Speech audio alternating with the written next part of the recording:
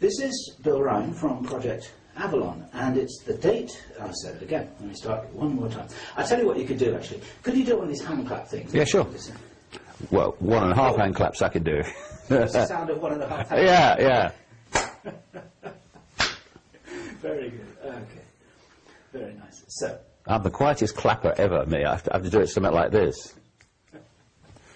You have to mind it. One of these days, those idiots on YouTube are going to get the hang of the fact that you've got arthritis and therefore you can't do proper handshake. We should do a demonstration on this video. Yeah, this is a... We're trying that's a Masonic handshake, ladies and gentlemen. We're trying our best to shake hands. It's a Masonic handshake between Masons who've got rheumatoid arthritis in their hands. You know, it's an old tradition. Goes back to Babylon. So, this is Bill Ryan from Project Avalon. The date is the 19th of May, 2010. And even now, I can't quite believe it's 2010. You know, David, sometimes you must look back and you think, my God, it was in the early 1990s last time I looked. Time is accelerating. Do you find that sometimes? I found it all the time, Bill. When I first had my conscious awakening in 1990, and I started meeting psychic after psychic who were just giving me the same basic confirming, repeating information. One of the earliest things that I came across was something that I called the truth vibrations. In fact, the first book I ever wrote on these subjects was called Truth Vibrations because of this. And it was, and my goodness me, there was no sign of it at the time, to say the least, that there was a vibrational change in the process of it manifesting. And this was going to, A, break up the density that was holding people in servitude, in the collective coma, if you like. And people were going to wake up and see themselves in the world in a different way. And the other thing, that it was going to bring to the surface all that had remained hidden. And again, you know, as we know, 1990, are you kidding? No sign of it. But look at it now. It's unbelievable, the number of people who are waking up all over the world to a new version of self in the world. And my goodness, how much information has hit the surface that wasn't there 20 years ago? How many, not 10 years ago, 5 years ago? It's an exponential curve. And one of the interesting aspects of this, which I, again, picked up in those early days, was one line through a psychic to me was, eventually time is going to pass so fast, it's going to be frightening. Because time and space, for me anyway, are not real. Well, we know that. They are a construct. If you take a computer disk and it's got information on it, and it's programmed with certain data, and you put it in the computer, that computer will read that data, and it will take that, if you like, digital level, information level, and it will put it on the screen as apparently time and space. And we're doing that. And the left brain is taking information and it's sequencing it. And the more quickly it makes that sequence happen, the more time seems to be passing quicker, and the reverse in the other way. And so, as people like Einstein said, if you're sitting in a dentist's waiting room, then that sequence is not very fast. Oh my goodness me, oh God. And then you've got, I think it's in his analogy, you're in the company of a beautiful woman, and the sequence is real quick. What seems to be the situation is that this energetic change, as we change from an epoch of suppression to an epoch of expansion and enlightenment and awareness, is that it's having the effect of the way we decode reality, the way we decode sequence, appears to be being fundamentally affected. And I said in an article the other day, did April happen? Did we have March?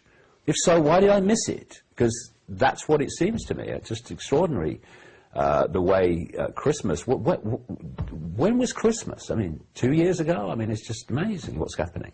This awakening that you referred to, you saw that in front of your eyes at the Brixton Academy just a few days ago when you did your major new rollout presentation after the publication of your new book.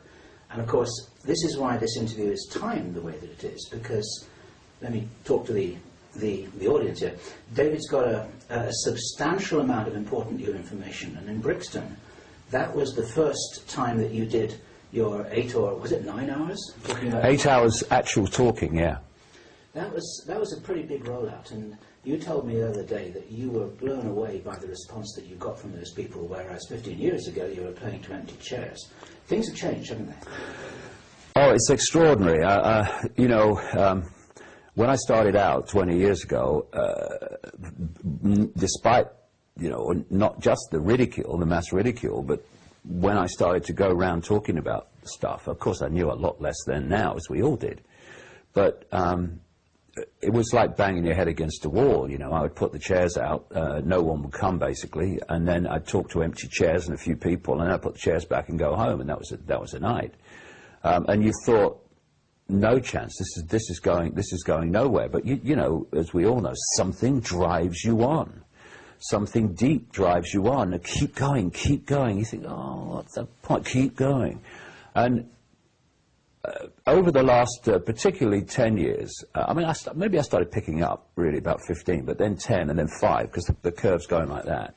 It's just extraordinary, mate. I mean, all over the world, it doesn't matter what culture you go into. Of course, some are more suppressed and therefore closed-minded than others, but all over the world, it's extraordinary. You know, what I picked up in 1990 about these truth vibrations, this awakening, this the way this energetic change was going to break up the density that was holding us in servitude and ignorance. It's happening, and you know, you go through the years and you think, you know, it's all doom and gloom and all the rest of it. And when you look at the way society is going, if you watch the television news and read the newspapers, you would think that this Orwellian global fascist, communist, same thing, different name, dictatorship, this Orwellian global state, was basically a done deal, because it is moving real fast. And if you only come from the 5 sense level of this, and you only see, you know, what the conscious mind can see and perceive, then I can completely understand why people take that on. I completely understand why there are many, you know, researchers into the 5 sense level of the conspiracy who are just going, there's nothing we can do. But there is, because this world is not like we think it is.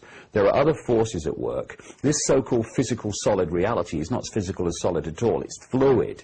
It doesn't seem to be like that, but it is. And because it's got this fluidity behind the apparent stiffness and solidity and immovability, it means that this level of reality can change very fast. See, when people perceive that, I completely understand it, because the conscious mind is completely giving us this focus of reality. When we think that the physical world has to change by changing physical things, then you're looking at time scales of change that are just enormous, as we perceive time anyway, because that's how it is in the so-called solid world. But when you realize that this so-called solid world is actually just a holographic projection, and the real base reality of this universe is waveform vibrating information, then the speed that this world can change suddenly takes on dramatically different proportions. For instance,